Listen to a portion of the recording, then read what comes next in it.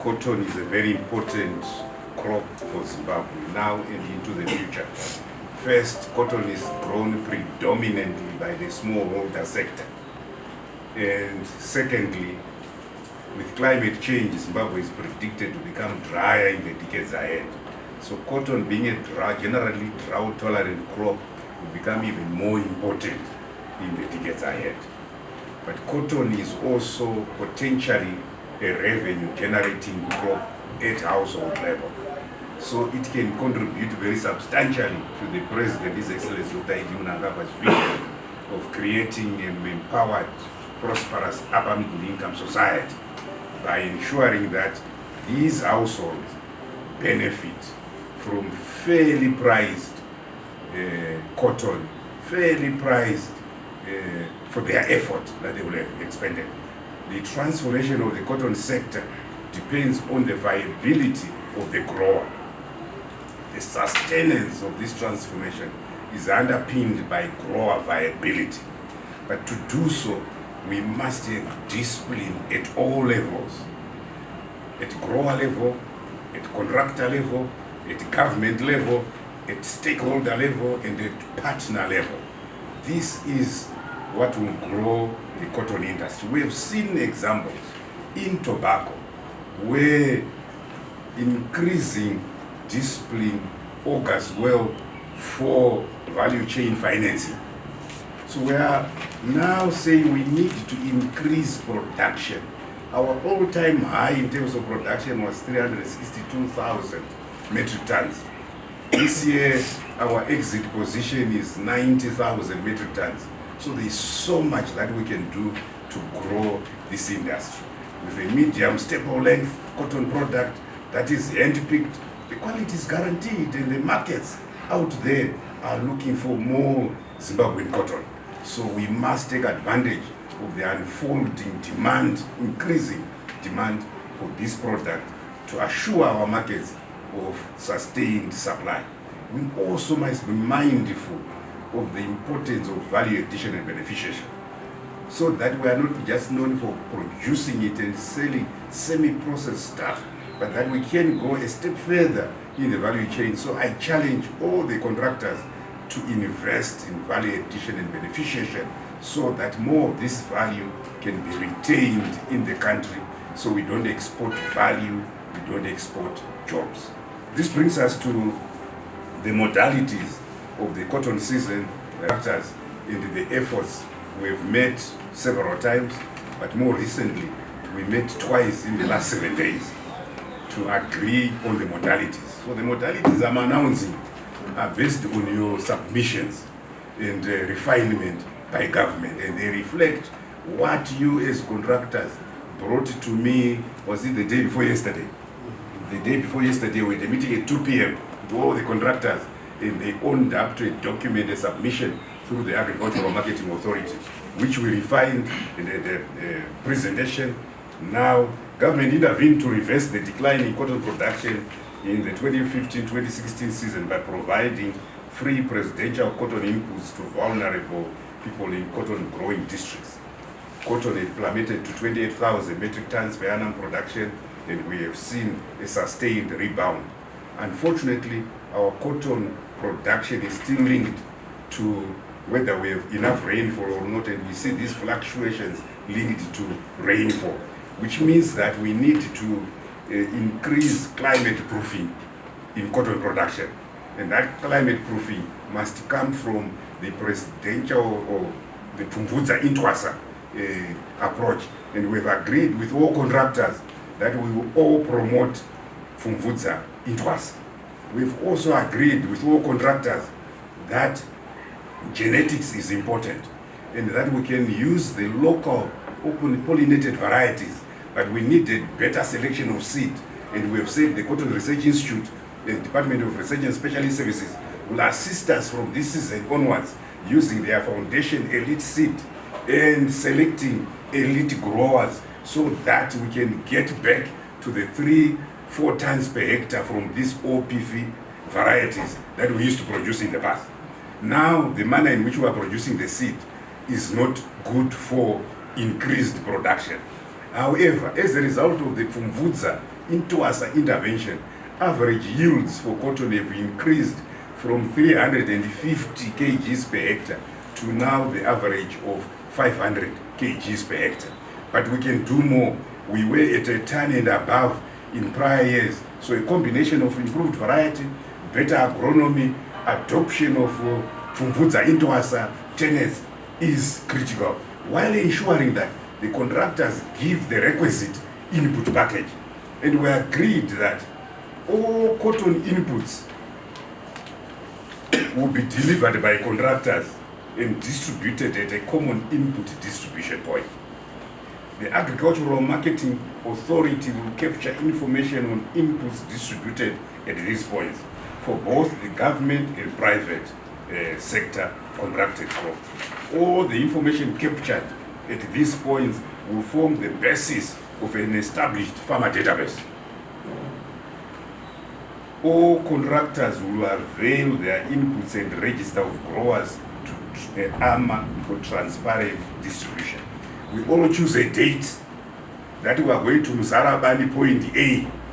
And this time, all the contractors that are contracting growers in that area avail their registers to AMA with matching inputs determined by the inputs that you submitted as the minimum that you said you are able to support as the industry. And then AMA says this grower belongs to this, here are the inputs, here are the, while you are all there. And that database forms the basis. That database by AMA is then passed on to Agritex. Agritex now knows which grower belongs to who at production level for monitoring and evaluation purposes. And we are going to have a GPS position so that multiple family members do not use their multiple growers numbers that we are creating at AMA to sell and site market. So there will be a monitoring system through Agritex, and I have suggested that our cotton working group now be held monthly, and perhaps the PS&I might alternate in chairing that, because this sector is so important for rural transformation that we ought to be involved more closely as the ministry. The COTCO will dismantle their parallel extension system with immediate effect. And the extension system for everyone will be government, so that there are no differences, so that you can save costs, so that you can pay farmers more. If we want to invest in capacity building for farmers, we suggest you capacity build Agritex so that it can provide better extension to your farmers. And we've seen this working in the tobacco industry. You can establish joint farmer field schools in the various cotton growing areas where you jointly participate, or you can invite the other contractors. I want to see more complementarity and cooperation between and among the contractors. If a contractor has a field day, I expect to see all the other merchants attending that field day. I expect when we launch the marketing system to have every contractor, and hopefully we'll be able to select during the marketing period or the growing period to be able to do certain field days together, so that we can then strengthen this discipline in the cotton sector.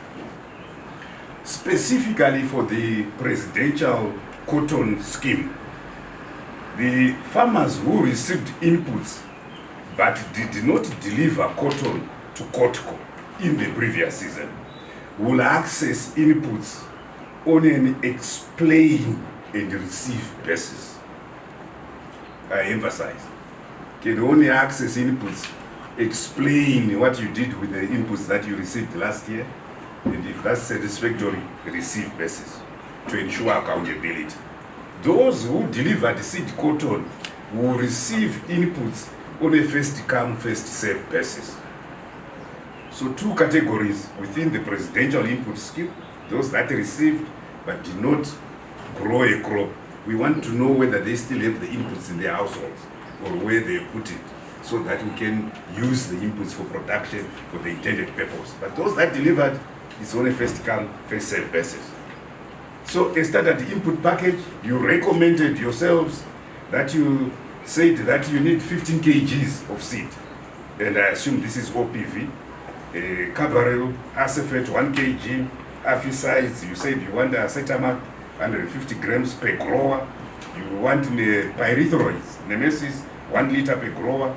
Basals fertilizer, you are saying it's an El Nino season and you want 50 kgs per grower.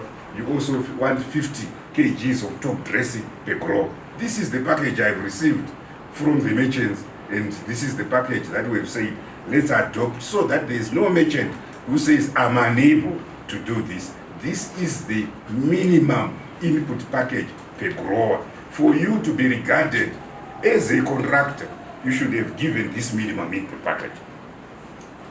Then, of course, all buying will be conducted at the common buying positions, and we'll be announcing these additional measures.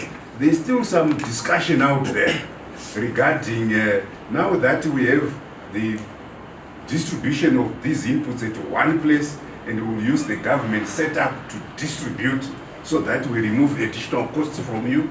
My expectation is that as we meet as a cotton group, we will be able to see whether you have been able to pass on this benefit to the growers in terms of paying growers better, because part of this cost has now been absorbed by government.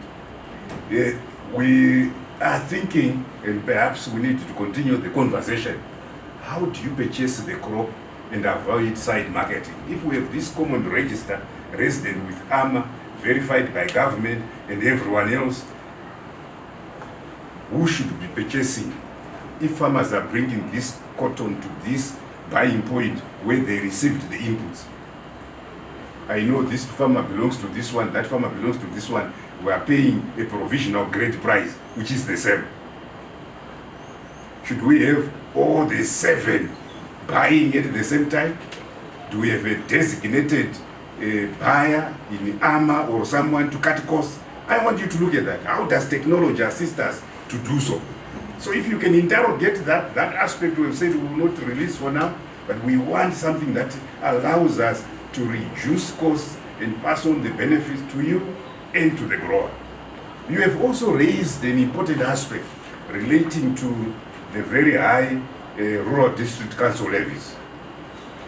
And because I then requested for additional information, you also indicated to me that the Agricultural Marketing Authority charges also very high charges, penalties and other things for registration and everything. I wasn't aware of this level of the charges. And in discussion yesterday, we were given until 30 November to engage AMA and rural district councils in order to come up with one result. In the pursuit of the spirit of ease of doing business and growing the cotton sector, the proposed reduction in levies must be drastic through the necessary engagement with Agricultural Marketing Authority and the rural district councils. There are rural district councils for the press that have been listed here, and I have not edited the list from the merchants to indicate that some are asking for license fees from merchants as high as 25,000 US. That money is taken from growers. If that money is allowed to stay with the merchant, growers will be paid better, but it's now going to this licensing. AMA is charging as high as 10,000, in some instances 20,000. This is unacceptable. We must facilitate business. These proposed cotton production and marketing arrangements will enhance accountability, improve grower viability through uniform extension and advisory services, reduce and eventually eliminate side marketing, improve the operating environment for contractors, while constantly growing the cotton sector for sustainability and ensuring that grower viability underpins the transformation of the cotton sector. Increased and assured production can spur value addition and beneficiation for the transformation of rural communities, for accelerated rural agro-industrialization and livelihoods upliftment for the attainment of Vision 2030. Government hopes these measures, if implemented with immediate effect, with the sincerity that I have seen in this growing contractor base, certainly we will be able to support an expanded crop, an expanded volume for 2023-2024 season.